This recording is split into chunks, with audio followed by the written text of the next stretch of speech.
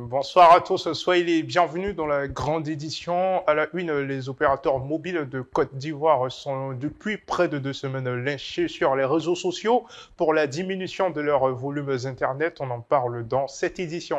La religion signifie-t-elle la mort de nos traditions ancestrales? C'est le nouveau thème développé dans votre émission Pépé Culte, un extrait dans ce journal. Depuis le 7 avril 2023, nous assistons sur les réseaux sociaux au lynchage des opérateurs de téléphonie mobile de Côte d'Ivoire. Cela s'explique par la diminution de leur forfait Internet avec les prix maintenus, ce qui crée une grande vague d'indignation chez les internautes. Nous leur avons passé la parole, c'était au micro de Jean-François Binguier.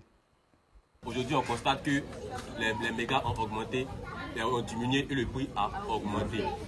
Tout le monde, pratiquement 95% de la Côte d'Ivoire, parce qu'on parle de Côte d'Ivoire, 95% de la Côte d'Ivoire utilise Internet pour pouvoir divaguer, bon, pas pour pouvoir divaguer, mais pour pouvoir dire les informations, pour pouvoir vendre les activités en ligne. Donc, Orange est le réseau suprême de Côte d'Ivoire, c'est vrai.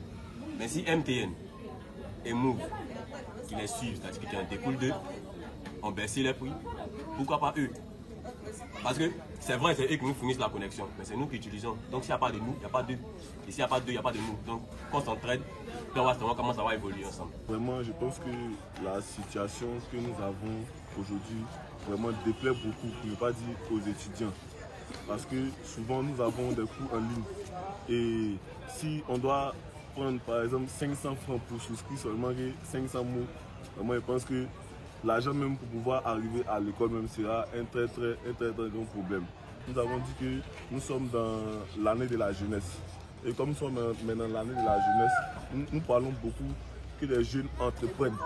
Et je pense que l'entrepreneuriat, beaucoup font des activités en ligne. Et si ces activités en ligne là, nous avons besoin vraiment de l'Internet. Et si je pense que le coût de l'Internet est vraiment cher, je pense que les jeunes filles vont s'adonner à des activités néfastes pour pouvoir revenir à leurs besoins. L'opérateur Move serait revenu sur ses tarifs initiaux.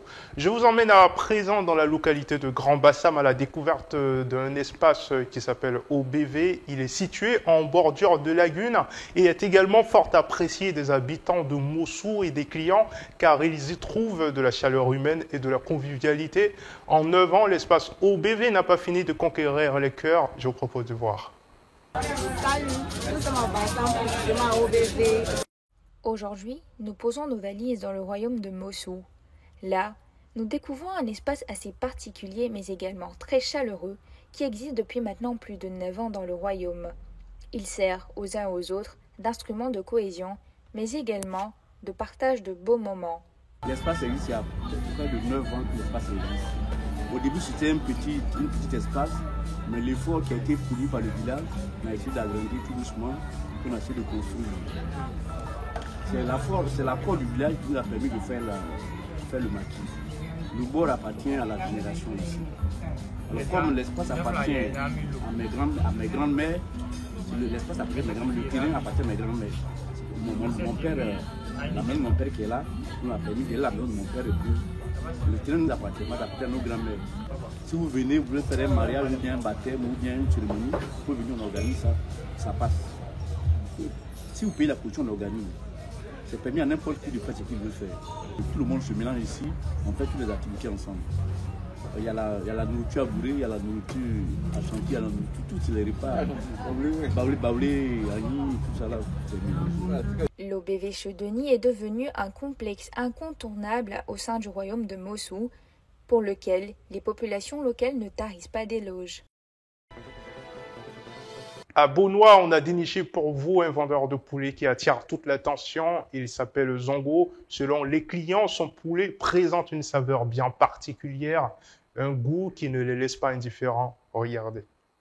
Aussi, c'est Marquis Zouglou, en tout cas, ils sont venus nous voir. En tout cas, on travaille ici avec la fidélité, la sensibilité. En tout cas, le coin là, c'est bien propre. Tout le monde travaille avec la tranquillité. En tout cas, on est content. Faire sauter.